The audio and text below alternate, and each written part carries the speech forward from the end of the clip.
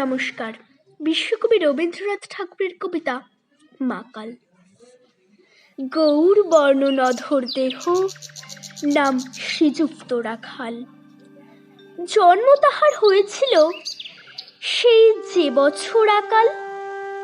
গুরুমশাই বলেন তারে, বুদ্ধি জেনে একেবারে দ্বিতীয় ভাগ করতে সারা 6 মাস ধরে নাকাল। রেগে মেগে বলেন, বাঁদর নাম দিনু তোর মাকাল। নামটা শুনে ভাবলে প্রথম বাঁকিয়ে যুগল ভুরু, তারপর সে বাড়ি এসে নৃত্য করলে শুরু। হঠাৎ ছেলের মাতন দেখি সবাই তারে শুধায়, এ কি?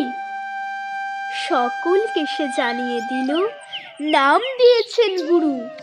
নতুন নামের উৎসাহে তার বক্ষ দুরু দুরু।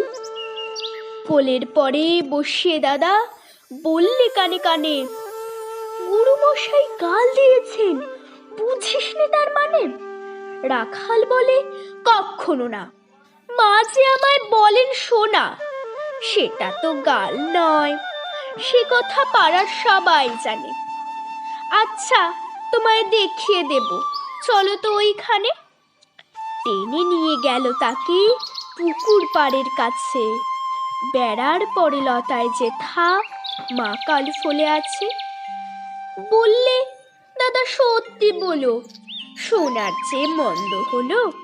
তুমি শেষে বলতে কি চাও, গাল ফলেছে গাছে? মাকাল আমি বলে রাখাল দুহাত তুলে নাচে। দোয়াত কলম নিয়ে ছোটে, খেলতে নাহি চায়। লেখাপড়ায় মন দেখে মা অবাক হয়ে যায়। খাবার বেলায় অবশেষে দেখে ছেলের কাণ্ড এসে।